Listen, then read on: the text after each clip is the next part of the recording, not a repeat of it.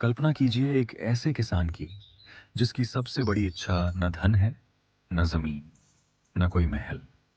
उसका सबसे बड़ा सपना है एक गाय का मालिक बनना। लेकिन क्या हो जब यही सपना उसके जीवन की सबसे बड़ी त्रासदी बन जाए।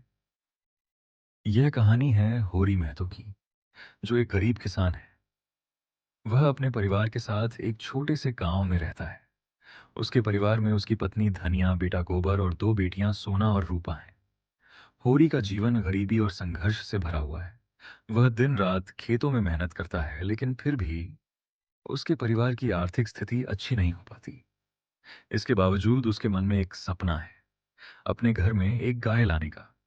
उस समय ग्रामीण समाज में गाय केवल एक पशु नहीं थी, वह सम्मान, धार्मिक आस्था और सामाजिक प्रतिष्ठा का प्रतीक मानी जाती थी। होरी मानता था कि अगर उसके घर में गाय आ जाए तो उसका परिवार अधिक सम्मानित हो जाएगा। एक दिन उसकी मुलाकात भोला नाम के एक ग्वाले से होती है। भोला अपनी एक गाय बेचने के लिए तैयार होता है। होरी बिना पूरी रकम दिए ही गाय खरीद लेता है और बाद में पैसे चुकाने का वादा करता है। जब गाय उसके घर आती है तो पूरा परिवार खुश हो जाता है। ऐसा लगता है जैसे वर्षों पूरा सपना पूरा हो गया। लेकिन कहानी में मोड़ तब आता है जब होरी का भाई हीरा ईर्ष्या से भर जाता है। उसे लगता है कि होरी को गाय मिल गई और वह पीछे रह गया। ईर्ष्या इंसान से क्या करवा सकती है, इसका उदाहरण हीरा देता है। एक रात गाय को जहर दे दिया जाता है और वह मर जाती है। गांव में हंगामा मच जाता है। लोगों को शक होता है कि हीरा ने यह काम किया है, लेकिन होरी अपने भाई को बचाने के लिए सच छिपा लेता है। यहीं से होरी की त्रासदी शुरू होती है।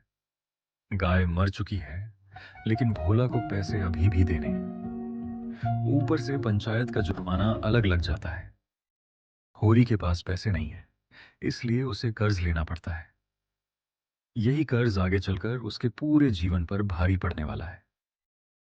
प्रेमचंद यहाँ केवल एक व्यक्ति की कहानी नहीं बताते, बल्कि उस समय के भारतीय किसानों की वास्तविक स्थिति को सामने रखते हैं। एक किसान मेहनत करता था, लेकिन उसका अधिकांश जीवन कर्ज चुकाने में ही निकल जाता था। होरी भी उसी चक्र में फंसने लगता है। उसे लगता है कि अगर वह मेहनत करेगा तो सब ठीक हो जाएगा, लेकिन समाज, गरीबी और शोषण की ताकतें उससे कहीं अधिक मजबूत है। भाग एक यहीं समाप्त होता है। अगले भाग में गोबर और झुनिया की कहानी, पंचायत का अन्याय और होरी के बढ़ते संघर्षों की चर्चा होगी।